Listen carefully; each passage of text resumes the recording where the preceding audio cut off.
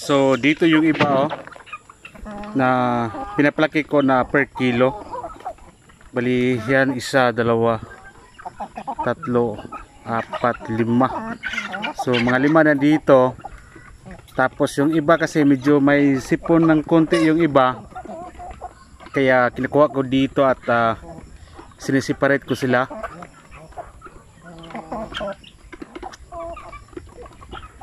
So yung iba naman dito na anong tawag nito, na nakitaan ko sila na maganda na gawing breeder sa hinaharap, kaya hindi ko sila ibibinta. Yung mga lalaki lang yung ibibinta ko dito. Kasi this year kasi ay gagamit tayo ng incubator. So kailangan magparami tayo ng ng breeder dito.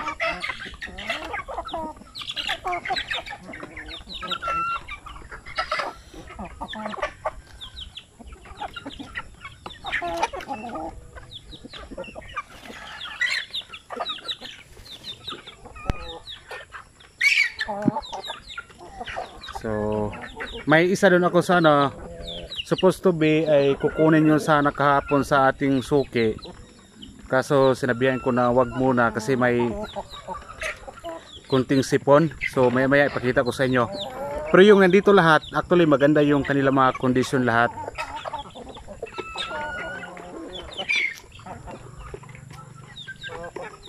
At yung iba na dumalaga ko dito na basilan, kinukuha ko na dito.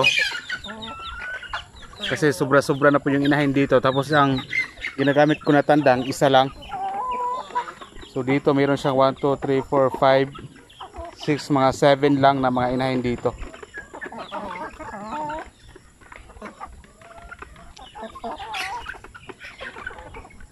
So ngayon titingnan natin yung iba doon na pinapalaki ko sila para sa per kilo.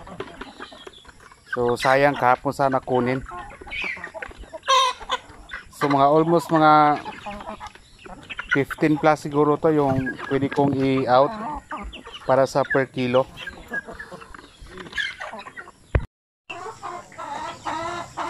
So ito po sila ay mga 1 kilo na ito sila lahat. So kahapon nga kunin na sana ito sa ating buyer, kaso nga may nakita ako dito na konti lang yung sipon. So actually madali lang naman gamutin yung ganong yung mga sipon. In 3 days siguro okay na. Pinaka mataas siguro 5 days. Kasi ang dami ko nang na-encounter na ganyan. Kasi ang tagal ko na sa pagmamanok, di ba?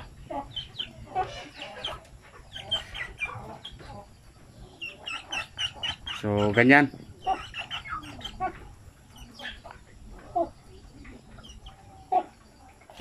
Mga 10 dito, tapos merong 5 doon sa net. So balikin si lahat. Yung iba dito tulad ganyan, ganyan. Tapos yung isa sobra na sila sa 1 kilo, 1 1/4 at saka 1 1/2.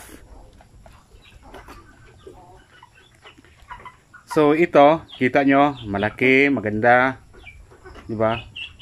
So bakit ginagawa ko lang siya na per kilo? Una sa lahat, basta ang manok ko dito pag may makaranas ng hindi magandang kondisyon, ay nako, automatic talaga yan na per kilo ang kahinatnan yan, di ba? Hindi ko na siya i-keep. Kaya doon sa ating mga tips nga sa natin na yung mga quality natin dito na manok, iwan. Yung hindi maganda tulad ganyan, out natin yan. So hindi naman natin pwede ibenta ito doon sa gusto nila is for breeding, kasi hindi nga ito maganda. Okay.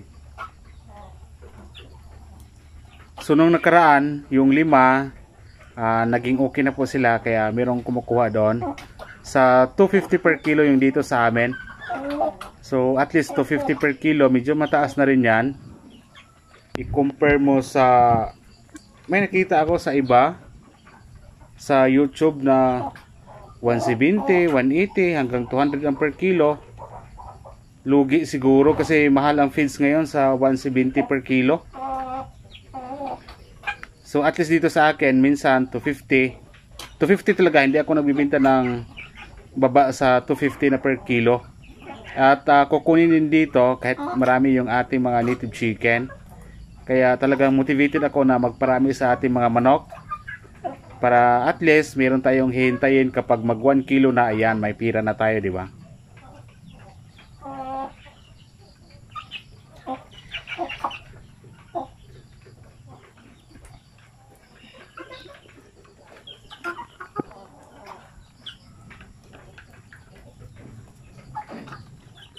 So yan may gamot sila. May dapat ganyan, kukunin na natin yan. Ang kailangan itagal dyan sa gamot, mga 6 hours lang. Tapos papalitan natin yan ng tubig mamaya maya.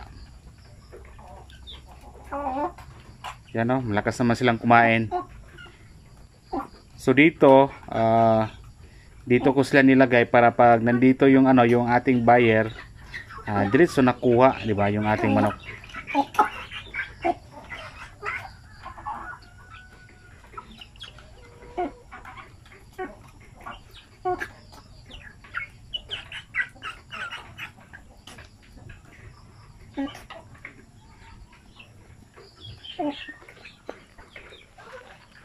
Meron din akong iba doon na pinapalaki din iba, mga nasa mga 25 din. Yan, lahat yon ay gawin natin na per kilo. Kita nyo? Yan. Siguro mga ginagamot natin yan. So mga 3 days yan, okay na yan. Madali lang naman yan gamutin. Yung ganyang, ganyang klaseng manok. Ang edad dito na sa mga siguro to, mga 2 months mahigit. Yung iba dito mag 3 months na, tulad ganyan, yung isa, tapos ganyan. Mag 3 months na yan. Yan isa, 3. Siguro, kuha ko na siguro kung basilan, mga 10 weeks lang. Kuha ko na ang 1 kilo. So yun ang gusto ng ating buyer. Hindi rin siya bumibili actually ng, sabi niya mga 2 kilos. Yung may mga edad, dapat yung mga 3 months, 4 months na native chicken, yun ang kanyang binibili dito sa atin. Kaya sinusunod na lang natin siya. Sa akin 10 weeks pwede na, 1 kilo na. Sa sampin 3 months talaga. Basilan yan 10 weeks pwede na. Natimbang ko na yan eh.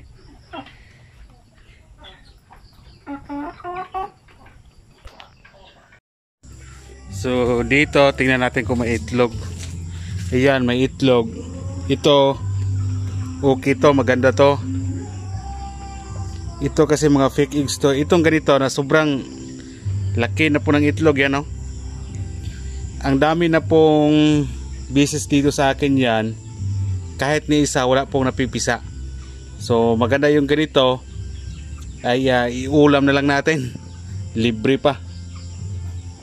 So ito ulam natin to ngayon. So ito kunin natin ito. Tsaka, kita nyo walang itlog dyan. Kinukulikta ko sila para hindi madumihan yung kanilang mga itlog. So once may maglilimlim na ganyan, tsaka ko na ibalik para malinis yung itlog. Okay.